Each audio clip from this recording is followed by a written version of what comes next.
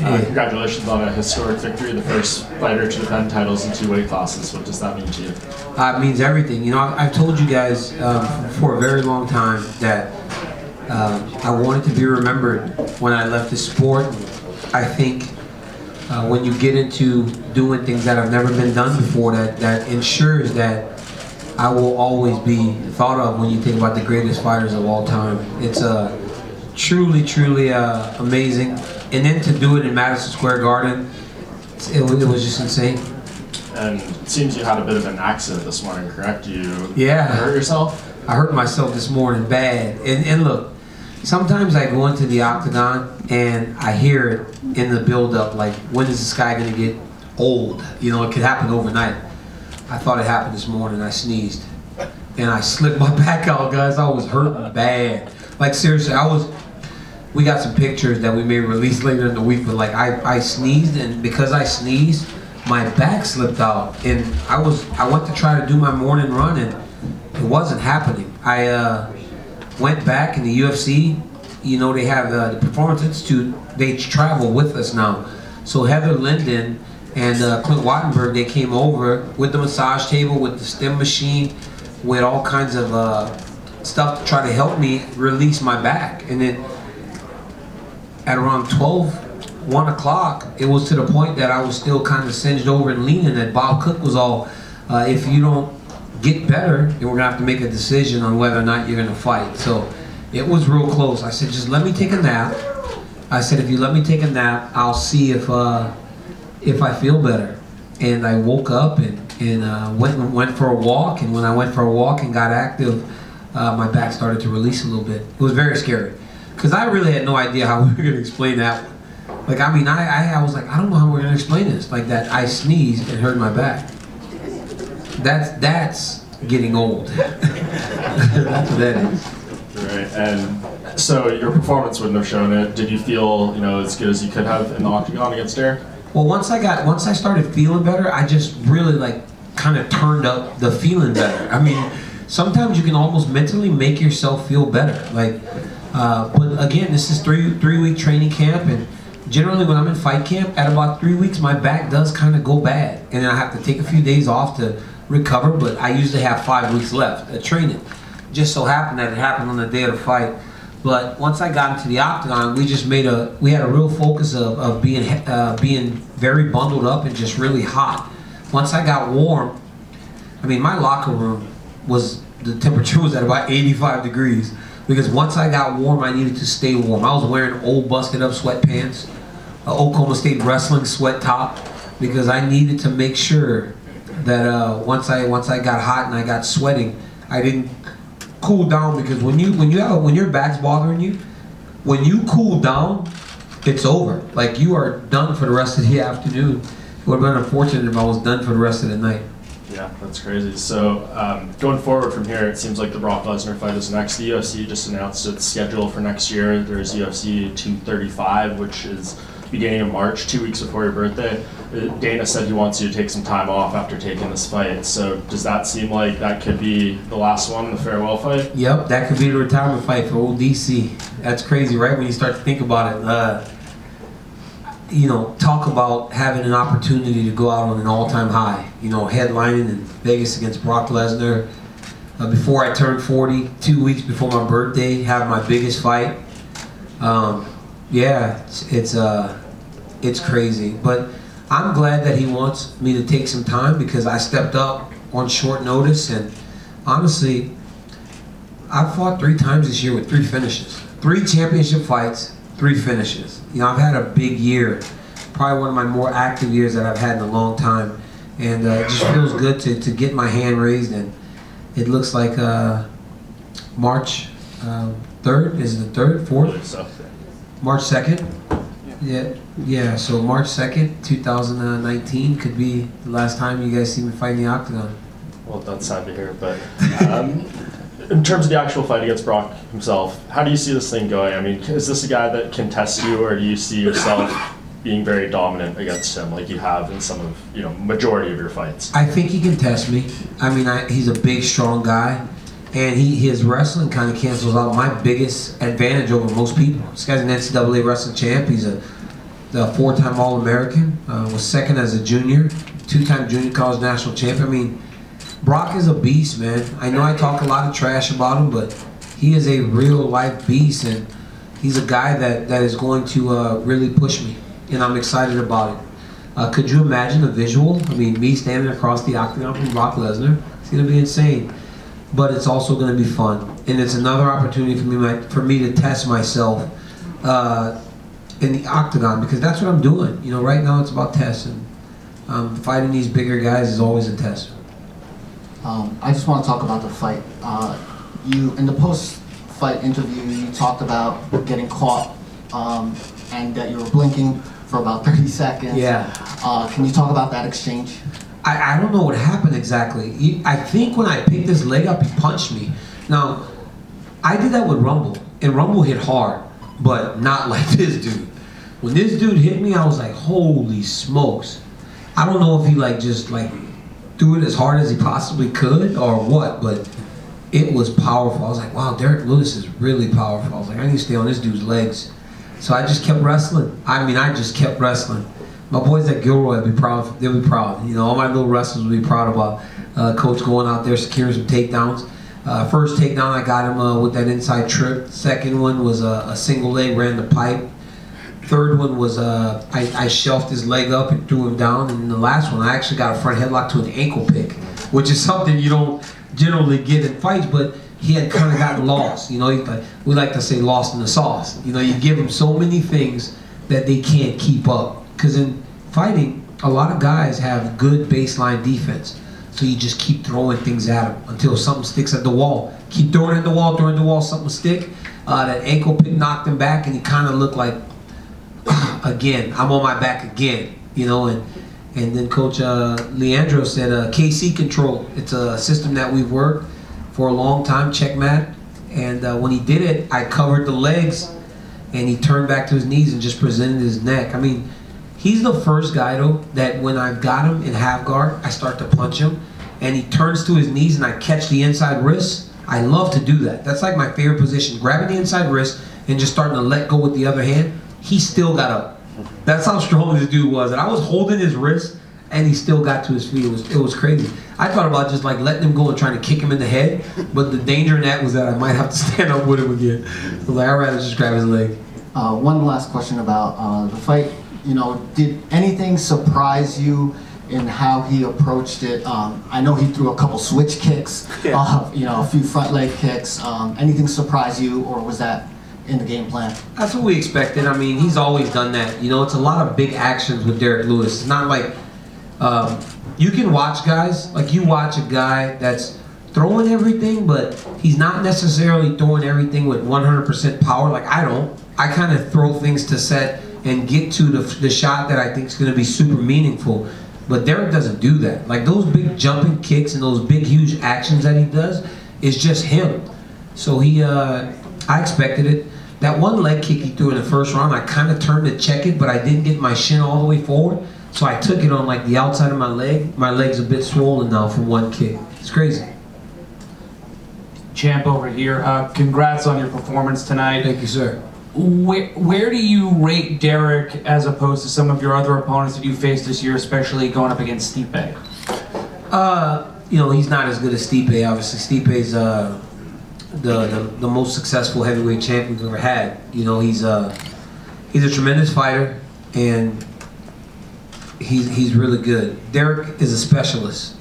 A lot of times, specialists really struggle with guys that can do just about everything.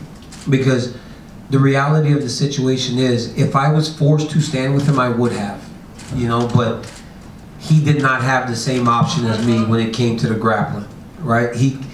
I could have stood with him if I needed to, but I didn't need to because of the wrestling. He can obviously stand with me, but he can't grapple with me. He does not have that ability, and specialists tend to struggle like that. Just like the jiu-jitsu guys. When they can only grapple, they struggle when they're forced to stand. You've got to be a well-rounded mixed martial artist if you want to be successful in this game. And second and final question from me. Second highest pay-per-view behind UFC 229 for you tonight at the Garden. You've got that fight coming up against Brock, possibly He just won the WWE title last night. Where do you see that put you in terms of negotiating your next fight, your final fight? Do you think that kind of puts you over the top compared to this fight tonight?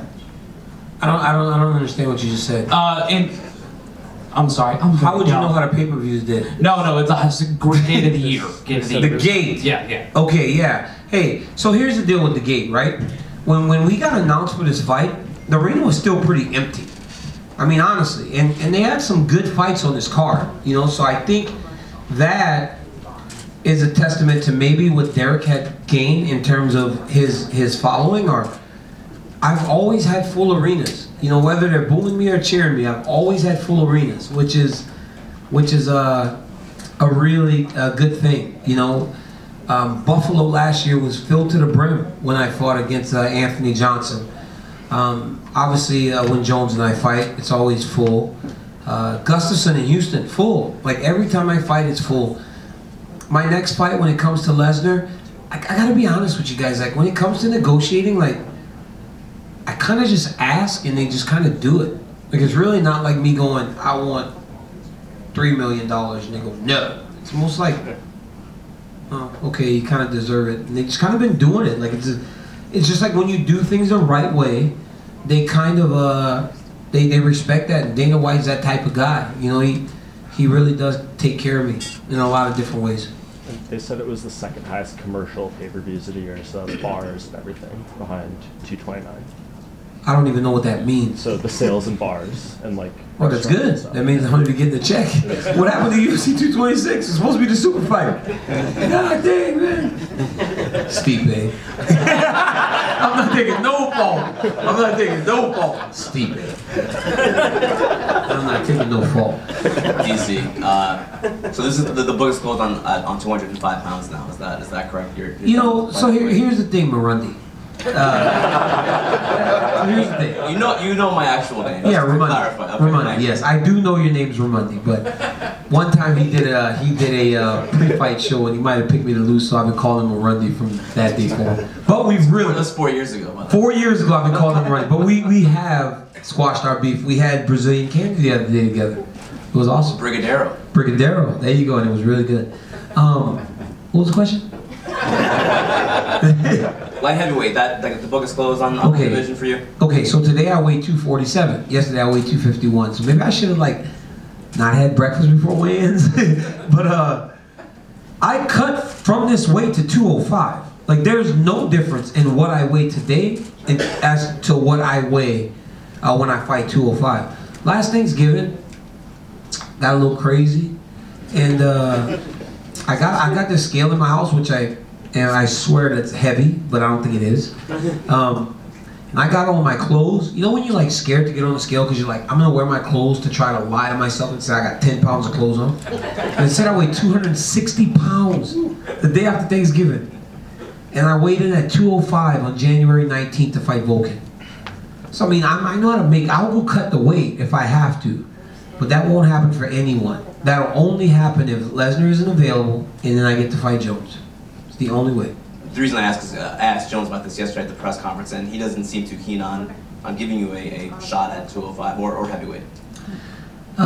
Giving me a shot. Those are the words that he used. Seriously, giving me a shot. Here's the deal. When it comes to Jones, it's hard for me to really take anything seriously because you say I want to give you a shot and you don't deserve it. I beat you. He said he knocked me out, which he did. And you guys know I've always said he won the fight. And he once put a video up of a little girl kicking a girl in the head. I said, look, man, she set that kick up perfect. But you were on steroids, dog. You can't use that. It's the same thing. I'm sure USADA said whatever, but he still had steroids in your system. It does not matter. You can't be on steroids in no way, shape, or form. That's not fair.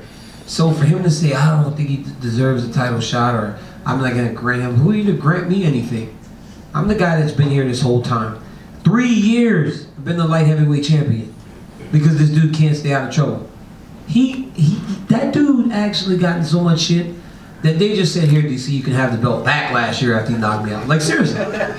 How crazy must the guy that won be for them to go, hey, man, you can just have this back. Seriously. Because we know with you, shit's safe. You know, that shit's safe in San Jose. With you, it's safe. But with this dude, like, we don't know what he gonna do. So he just gave it back. I mean, seriously, think about it. Him and Alexander, right? Listen to the difference. Listen to the difference. Him and Alexander are fighting for what belt? This one. But what's it called? Interim? No. What's it called? Vacant. Vacant. Right? So why wouldn't Volk and I have fought for the vacant light heavyweight title? Right? Guy got stripped. Just like I'm getting stripped. Why wouldn't I have fought for a vacant title? Because they know with me it's safe. And I'm not sure if he wins in December and then gets in trouble again, they don't go, hey, TC, you want this thing back? I mean, seriously. It's crazy. Last thing for me, I asked Dana earlier, we were talking about you, and I asked, could DC be the president of the UFC one day? Does he have that capability to be the promoter? Because he reshared a video of you talking about Derek. You were selling the fight. Do you think that could be your future at any point? I love the UFC. Like, I want to be working with the UFC for the rest of my career. Not only fighting, but broadcasting. But I've got some great opportunities, man. I've got some really, really big opportunities that I can't share right now. But I've got some real life opportunities. And with these opportunities, I'll make more money than I've ever made fighting.